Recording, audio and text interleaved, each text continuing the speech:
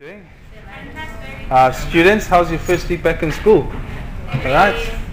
I know I got tired during the lectures this week. I did, honestly. My name is Subs. I serve here at the Bible Talks as a part-time apprentice. And what we're going to do today is I'm going to share with you a little bit on what the World Cup was like, what it meant for South Africa, and then in the end I'm going to share a gospel perspective in the end. Okay.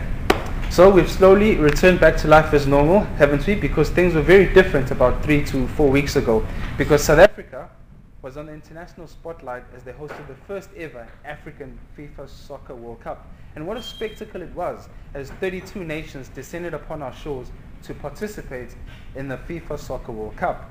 Now I'm sure the memory of the World Cup will live long in the memory of this generation and will be passed down to the next generation and to the next. Well, one thing's for sure, this was a World Cup of surprises. Our congratulations go to Ghana, who went further than Bafana. Now Ghana were the only African country to make it through to the quarterfinals. The big countries which were favored to win didn't do so well. Now, in fact, England had a World Cup they'd rather forget. Now, of course, Ray and Narina knew of England's coming disaster, so that's why they decided to head back home to watch from afar and to be a comfort to friends and to family. And we were also left bedazzled by some of the players. We saw the likes of Villa, so Forlan, who has the whole surfer look going on, and we saw Muller and Shabalala. Now, what did the World Cup mean for South Africa? Well, hosting the World Cup signals South Africa's growth and development as a nation, and that it is ready to take part more aggressively in the international economy.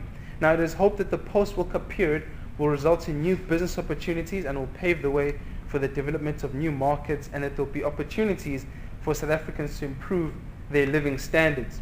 It is hoped that these new jobs which are created will reduce South Africa's unemployment rate, which currently stands at 25.2%. Now, the tournament has been labelled a success with profits expected from the 33 billion rand, which was spent on transport infrastructure, telecommunications and stadiums. The building of new stadiums created about 66,000 new construction jobs, and 1.3 billion rands was spent on safety and security, which includes the employment of 40,000 new policemen, men and women. A total of 3.1 million spectators paid to watch the 64 matches of the tournament, which is the third highest attendance behind the USA in '94 and Germany in 2006. Now, FIFA, of course, was well pleased with South Africa's hosting of the World Cup and has given South Africa a whopping 9 out of 10 for its efforts. And the gospel perspective to be gained from all of this, well, the World Cup has been praised for its enormous success, and those compliments, I agree, really, they're fully deserving. When we reflect back to the World Cup, one thing which is often spoken about is the unity it brought about. Now, although it's easy to agree with this statement, I wonder if it's actually true that the World Cup will bring lasting unity. I mean, can the World Cup bring lasting unity? Temporary unity, yes, but not permanent unity. It is at this point that I wish to compare the World Cup with the work of the gospel. True and lasting unity can only occur through the gospel.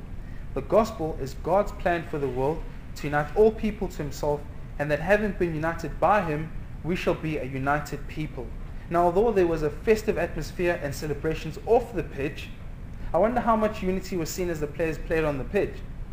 Did we not see sin exposed? Some men playing netball, as grown men dived and behaved like spoiled children in order to persuade the referee to make favorable decisions. They did all this for a prize, a wonderful prize. Now, don't get me wrong, but even that prize is temporary and will not last forever. Now, an interesting point to share here with you is that, did you know that the Soccer World Cup trophy has once been stolen before, but that has been found, and hence this new one that they have. Now, as Christians, you and I can commit ourselves to chasing after a greater crown, a greater prize, a lasting prize, a prize that will not be stolen. We saw 32 nations on display. Now, I'm sure the number of nations represented in heaven will far supersede that number. We saw magnificent man-made stadiums, yet no eye has seen, no ear has heard of the glory that awaits those whose reward shall be heaven. Now, I hear by a reliable source that it was in fact large generators which supplied electricity to the stadiums to prevent possible embarrassment from power failure, ESCOM, you know. Now, but heaven will need no generator to keep it running, because God himself will be its light. The World Cup is now gone and is no more. What a timely reminder that the glory of this world is fleeting. 33 billion was spent on a fleeting kingdom. And for now it seems that it's had more benefit for the upper tiers of society, more benefit for those involved in advertising and the sponsors. Now, having looked at the kingdom which has faded away, the World Cup, you and I have the joy of being part of God's kingdom, which will never pass away.